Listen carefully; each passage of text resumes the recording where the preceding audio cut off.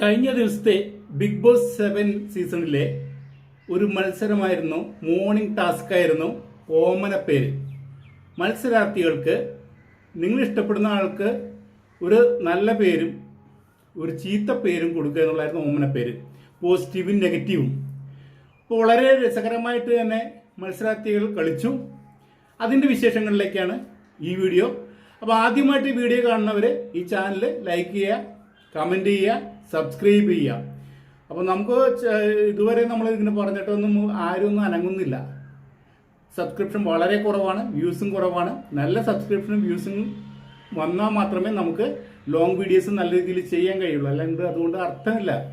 അപ്പോൾ നിങ്ങൾ ഒരു പുതിയ ആൾ വരുമ്പോൾ പ്രോത്സാഹിപ്പിക്കുക. പഴയ ആൾക്കാരുടെ പഴയ ശൈലി തന്നെ നിങ്ങൾ സ്ഥിരം കേൾക്കാൻ ആഗ്രഹിക്കുന്നുണ്ടെങ്കിൽ അത് മതി.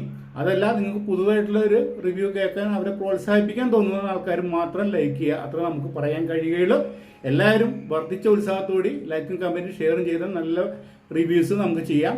ആരും ബോറടിപ്പിക്കാതെ മൊത്തം കഥ പറയാണ്ട് നമുക്ക് വളരെ ഇതായിട്ടുള്ള ഒരു ആറ്റിക്കുറിക്കുക റിവ്യൂ നിങ്ങൾക്ക് നൽകാം.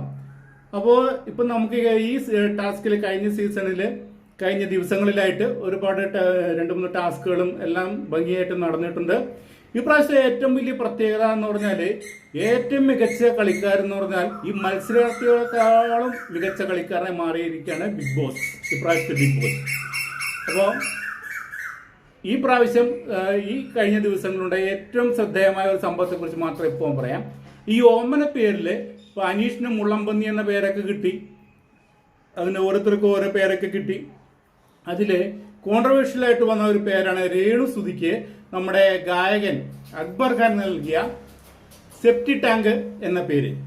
അത് ഏറ്റവും മിതമായ ഭാഷയിൽ പറഞ്ഞാൽ അതൊരു വല്ലാത്ത ക്രൂരതയെ പോയി. കാരണം ഒരു പേഴ്സണലി ഒരാളോട് പറയുന്ന പോലെ ലക്ഷങ്ങൾ അല്ലെങ്കിൽ കോടികൾ വരുന്ന പ്രേക്ഷകർ കാണുന്ന ഒരു ഷോയിലെ ഒരു സാധു സ്ത്രീയെ, അവർ വളരെ സാധു സ്ത്രീയാണ്, എന്തൊക്കെയോ കാരണങ്ങൾ കൊണ്ട് അവര് മുന്നോട്ട് വന്നു, വലിയ വൈറലായി മാറി. അങ്ങനെയാണ് അവർക്ക് സ്ഥാനം കിട്ടിയത്. അവരൊരിക്കലും അവകാശപ്പെടുന്നില്ല അവർ വലിയ സംഭവമാണ്, വലിയതാണെന്നും. അപ്പോൾ ആ ഒരു മനുഷ്യത്വമില്ലായ്മയും അങ്ങേറ്റം ക്രൂരതയുമാണ് ആ ഒരു പ്രയോഗം. പിന്നീട് പുള്ളി അതിന് മാപ്പ് പറഞ്ഞെങ്കിലും ആ ഒരു പ്രയോഗം, ലക്ഷങ്ങൾ കേട്ട ആ ഒരു പ്രയോഗം അവർക്ക് മാത്രമല്ല നമ്മൾ കേട്ടിരുന്ന പലർക്കും വേദന ഉണ്ടാക്കിയതാണ്. അപ്പോൾ നമുക്കിതൊരു ടാസ്ക് ആണെങ്കിൽ പോലും അതിലും ഒരു മനുഷ്യത്വപരമായ ഒരു സമീപനം നമ്മൾ എടുക്കണം എന്നുള്ളതാണ് എനിക്ക് ഈ വിഷയത്തെക്കുറിച്ച് പറയുന്നത്. നിങ്ങൾക്ക് എന്താണ് പറയാനുള്ളത്? അത് ശരിയായിരുന്നോ തെറ്റായിരുന്നോ?